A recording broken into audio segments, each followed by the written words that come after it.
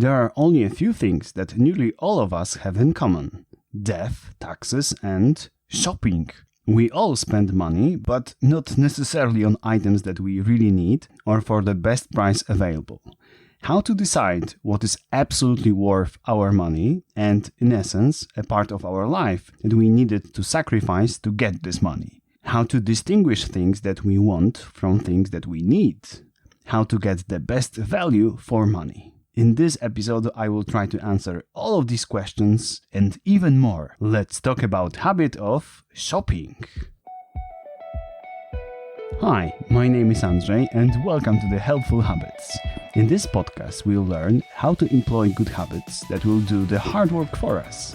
How to change our lives for the better, not by taking massive leaps, but with the help of small, easy to implement steps. This podcast is brought to you by The Land of Habits, the educational board game with which you can develop new habits and skills. Check it out on landofhabits.com.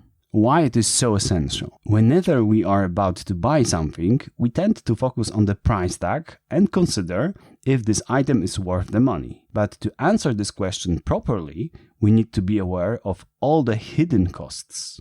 To make it more concrete, let's examine the car case. Please imagine that you bought a brand new car from the showroom for €50,000 or dollars. But this isn't the only cost of this car.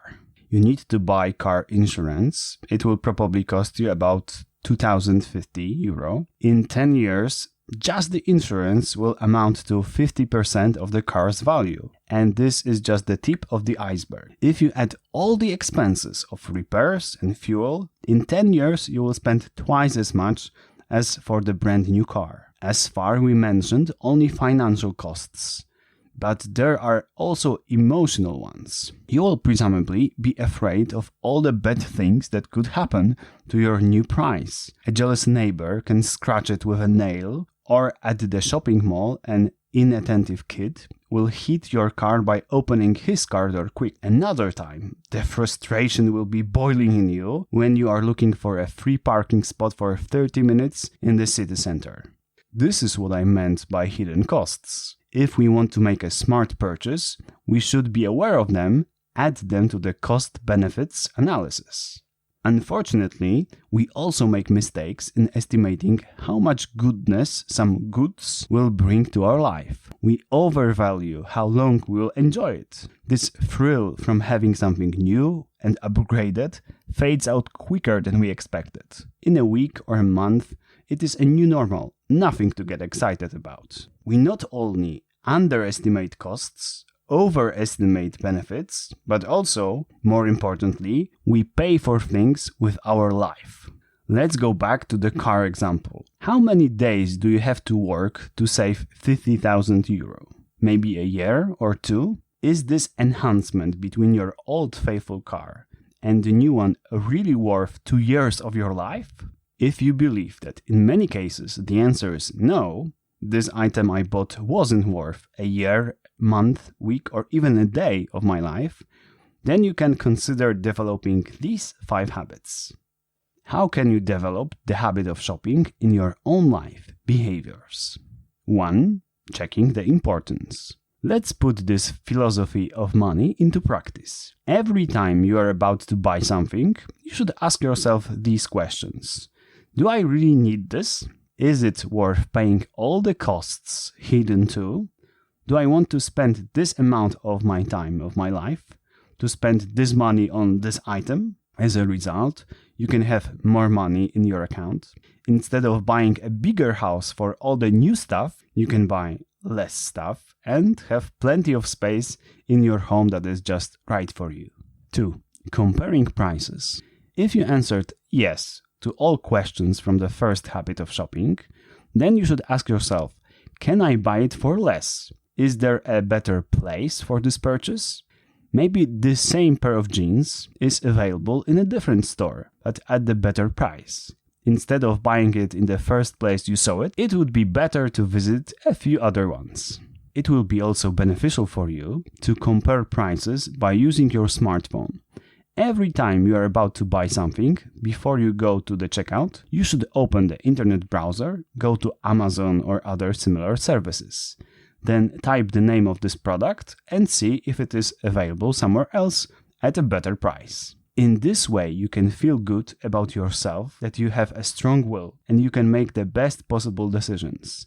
In addition, more money will remain in your account that you can need in case of emergency, like a car repair. 3. The right timing. The third habit of shopping I would like to recommend is about perfect timing.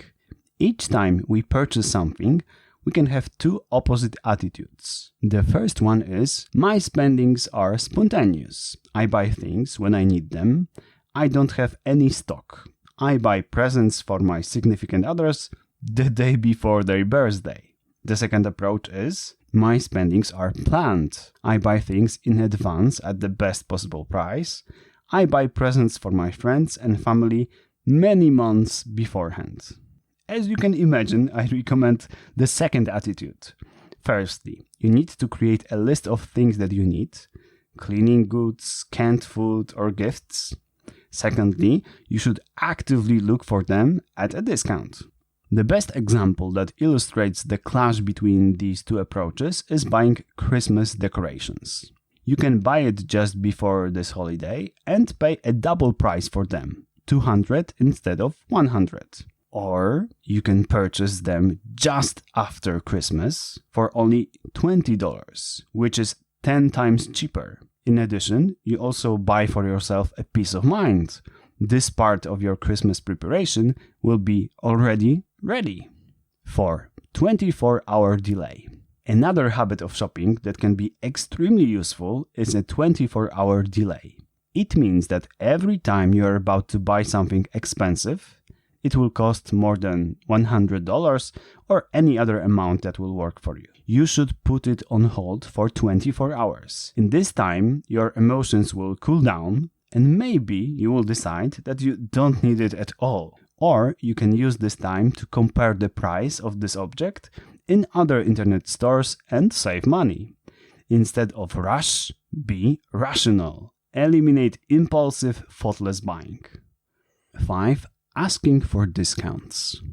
The last habit I would like to recommend to you today saved me during my lifetime at least $10,000. You too can save enough money to go on a luxurious holiday with your family and friends just by asking for discounts. Each time I am about to buy something in a stationery store where I know that the prices are negotiable, I simply ask, on what discount can I count on as a new customer, or regular customer, or a person that pays with cash instead of a credit card, or because of the large order, or any other reason I can name. 3/4 of the time I hear, I'm sorry, but I am not entitled to give discounts. But in 25% of cases, I get a discount. Sometimes it is as tiny as 1%, sometimes it reaches 20%. One day this question saved me $200, another only $2.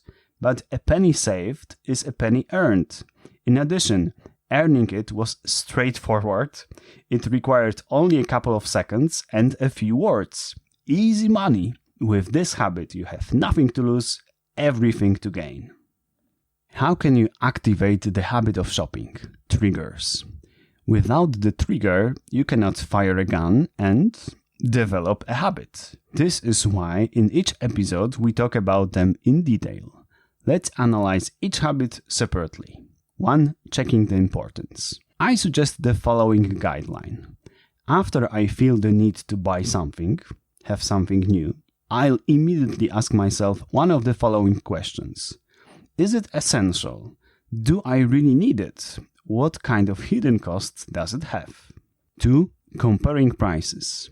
After I'm about to add something to a cart, virtual or in a real store, I'll immediately use the internet browser on my smartphone to compare the price in this place with other internet offers, for example, on Amazon. 3. The right timing. This habit consists of 2 parts. The first step is to create a list of things you need. The second step is to actively look for them. When is the right time to create a list? For example, after I finish cleaning my apartment on Saturday, I'll immediately look at my list and add new things to it whose stock are slowly running out. I suggest creating a short chain of habits, which means that finishing the activity from the first habit is at the same time the trigger to the second one. After I add new things to my list, I'll immediately pick one of them and look on the internet where and when I can buy it for the best possible price. For 24-hour delay. After I feel lust for a sexy gadget or a shiny jewelry, I'll immediately say to myself, stop this madness, and put the decision on hold for 24 hours whenever I should buy it. 5. Asking for discounts.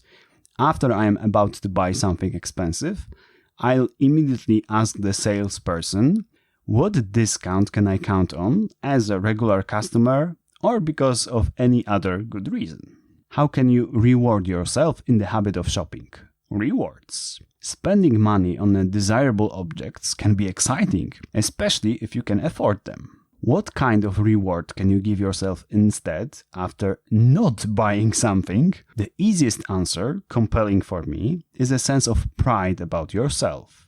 Rather than following your impulses, you managed to use your strong will and better judgment. You passed the test. You won against an evil marketer who wanted to deprive you of your money. If that was too much, you can simply say to yourself, I am glad that I was smart, strong enough to do the right thing. The complete formula to the habit of shopping. Sentence. Look at the fully cooked and ready-to-use habits of shopping. Choose which of them will bring the most value to your life. 1. Checking the importance. After I feel the need to buy something, I'll immediately ask myself, do I really need it?